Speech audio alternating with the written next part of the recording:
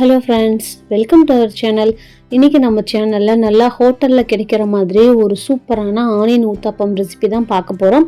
நம்ம நார்மலாக வீட்டில் செய்கிற ஆனியன் ஊத்தாப்பம் ஹோட்டலில் கிடைக்கிற மாதிரி இருக்காது. இன்றைக்கி நம்ம வீட்லேயே சின்ன சின்ன டிப்ஸை யூஸ் பண்ணி ஹோட்டலில் கிடைக்கிற மாதிரி அதே மாதிரி ஆனியன் ஊத்தாப்பம் எப்படி செய்கிறதுன்னு தான் பார்க்க போகிறோம். இது செய்கிறது ரொம்பவே ஈஸி, டேஸ்ட்டும் ஹோட்டலில் கிடைக்கிற மாதிரி அப்படியே இருக்கும். இப்போ வாங்க எப்படி செய்கிறதுன்னு பார்க்கலாம். ஆனியன் ஊத்தாப்பம் பண்ணுறதுக்கு நான் இன்னைக்கு 1 கப் அளவுக்கு நார்மல் தோசை மாவு எடுத்திருக்கேன். தோசை மாவு எப்படி செய்யறதுன்ற வீடியோ நம்ம சேனலில் ஆல்ரெடி போட்டிருக்கோம். லிங்க் டிஸ்கிரிப்ஷனில் தரேன், கண்டிப்பாக செக் பண்ணி பாருங்கள். இந்த தோசை மாவு ரெசிபி தான் இந்த ஆனியன் ஊத்தாப்பத்துக்கு மெயின் டேஸ்டே கொடுக்கறது. இப்போ அடுத்ததான் ஆனியன் ஊத்தாப்பத்துக்கு நான் இன்னைக்கு ஒரே ஒரு பெரிய வெங்காயத்தை இந்த மாதிரி பொடி பொடியாக கட் பண்ணி எடுத்து வச்சிருக்கிறேன். உங்களுக்கு வேணுங்கிற அளவுக்கு வெங்காயம் கட் பண்ணிக்கோங்க. பாருங்கள், இந்த அளவுக்கு நல்லா பொடிசாக இருக்கணும், கொஞ்சம் கூட பெருசாக இருக்கக்கூடாது. இப்போ இதில் கொஞ்சமாக கொத்தமல்லி தலையை நல்லா பொடி பொடியாக கட் பண்ணி இதில் சேர்த்துட்டு, கூடவே உங்களுக்கு வேணுங்கிற காரத்துக்கு தகுந்த மாதிரி பச்சை மிளகாயை நல்லா பொடியாக கட் பண்ணி இதில் சேர்த்துருங்க. சேர்த்துட்டு இது எல்லாத்தையும் நல்லா மிக்ஸ் பண்ணிக்கோங்க. இப்போ அடுத்ததாக ஃப்ளேவருக்காக ஒரு கொத்தளவு கருவேப்பிலையை இதே மாதிரி பொடி பொடியாக கட் பண்ணி இதில் சேர்த்துக்கலாம். கருவேப்பிலையை பெருசாக சேர்த்துட்டீங்க அப்படின்னா சாப்பிடும் பொழுது ரொம்ப டிஸ்டர்பன்ஸாக இருக்கும். அதனால நல்லா பொடிசாக கட் பண்ணி சேர்த்துக்கோங்க. பாருங்கள், இப்போ இது எல்லாத்தையும் நல்லா மிக்ஸ் பண்ணியாச்சு. கருவேப்பிலை விட கொத்தமல்லி தான் அதிகமாக இருக்கணும். இப்போ அடுத்ததாக தோசை ஊற்றிடலாம். கல் நல்லா ஓரளவு சூடாக இருக்கணும். சூடானதும் அடுப்பை லோ ஃப்ளேமில் வச்சுருங்க. இப்போ அடுத்ததாக ஒரு கரண்டி நிறையா மாவு எடுத்து இதில் ஊற்றிட்டு, மாவை நார்மல் தோசைக்கு சுடுற மாதிரி இது மாதிரி மாவை பரப்பி விடாதீங்க. அப்படியே ஊற்றின வாக்கில் அப்படியே இருக்கட்டும். இப்போ அதில் நம்ம கட் பண்ணி வச்சுருக்கோம் இல்லைங்களா, அந்த வெங்காயம் கொத்தமல்லியை இதில் சேர்த்துட்டு மேலே அந்த வெங்காயம் லைட்டாக மாவோட ஒட்டுற மாதிரி கையாலே இந்த மாதிரி அழுத்தி விடுங்க. இந்த மாதிரி ஆனியனை மாவுல நல்லா நம்ம அழுத்தி விடுறப்ப நல்லா ஒட்டிக்கும். நாம திருப்பி போடும்போது கொஞ்சம் கூட வெங்காயம் கீழே விழுகாது.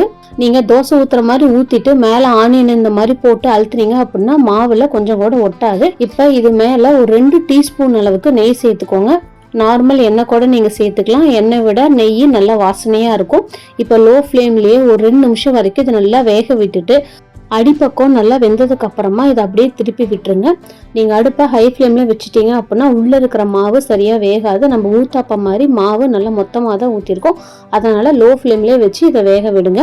பாருங்கள், அடியில் நல்லா கோல்டன் கலரில் வந்திருக்கு. ஹோட்டலில் கிடைக்கிற மாதிரி அதே டெக்ஸ்சரில் வந்திருக்கு. பாருங்கள், மாவில் நான் சொன்ன டிப்ஸை யூஸ் பண்ணீங்க அப்படின்னா இதே மாதிரி உங்களுக்கு மாவு வரும். இப்போ தோசை அடிப்பக்கமும் நல்லா வெந்திருக்கும். இப்போ அதை அப்படியே எடுத்துடலாம். கரண்டியில் எல்லா பக்கமும் ஒரு டைம் எடுத்து விட்டுட்டு திருப்பி விட்டுருங்க. ஆனியன் ஒன்று கூட உதிரவே இல்லை, ரொம்ப பர்ஃபெக்டாக வந்திருக்கு. பாருங்கள், கலர் பாருங்கள், அப்படியே கோல்டன் கலரில் வந்திருக்கு. இப்போ அதே மாதிரி நம்ம இன்னொரு தோசை ஊற்றிக்கலாம்.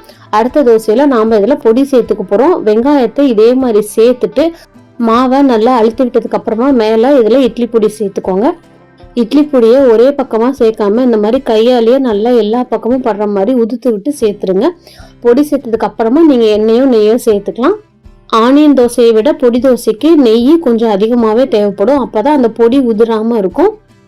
இதுக்கு ஒரு 3 டீஸ்பூன் வரைக்கும் எண்ணெயோ நெய்யோ சேர்த்துக்கோங்க. சேர்த்துட்டு அதே மாதிரி லோ ஃப்ளேமில் வச்சு நல்லா வெந்ததுக்கு அப்புறமா இன்னொரு பக்கமாக இதை அப்படியே திருப்பி விட்டுருங்க. பொடி தோசை மட்டும் கொஞ்சம் முன்னாடியே எடுத்துருங்க, ஏன்னா பொடி ரொம்ப தீஞ்சு போயிடக்கூடாது. அதனால கொஞ்சம் முன்னாடியே எடுத்துருங்க. ஒரு நிமிஷம் வரைக்கும் நல்லா வேக விட்டீங்கன்னா போதும். இப்போ பாருங்க, நல்லா வெந்துருச்சு. மேலே பொடி பாருங்க கொஞ்சம் கூட தீயாம பர்ஃபெக்டாக வந்திருக்கு. உள்ள வெங்காயமும் நல்லா வெந்திருக்கும். அவ்வளோதான். நம்மளோட இந்த தோசை ரெசிபியை கண்டிப்பாக ட்ரை பண்ணி பாருங்க, உங்களுக்கும் ரொம்ப பிடிக்கும். இனிமேல் கடையில் வாங்கவே மாட்டீங்க. இந்த ஆனியன் ஊத்தாப்பத்துக்கு ரொம்ப முக்கியமான பொருளே மாவு தான். மாவு நான் சொல்லியிருக்கிற அளவுகளோட கரெக்டாக அரைச்சிங்க அப்படின்னா உங்களுக்கு இதே மாதிரி தோசை வரும். ஊத்தாப்பத்துக்கு வெங்காயம் நல்லா பொடி பொடியாக நான் சொன்ன ட்ரிக்ஸை யூஸ் பண்ணி செஞ்சீங்க அப்படின்னா இதே மாதிரி பர்ஃபெக்டாக வரும்.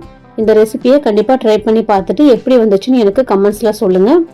நம்ம சேனல் உங்களுக்கு பிடிச்சிருந்தா லைக் பண்ணுங்கள், ஷேர் பண்ணுங்கள், மறக்காமல் சப்ஸ்கிரைப் பண்ணுங்கள். தேங்க்யூ.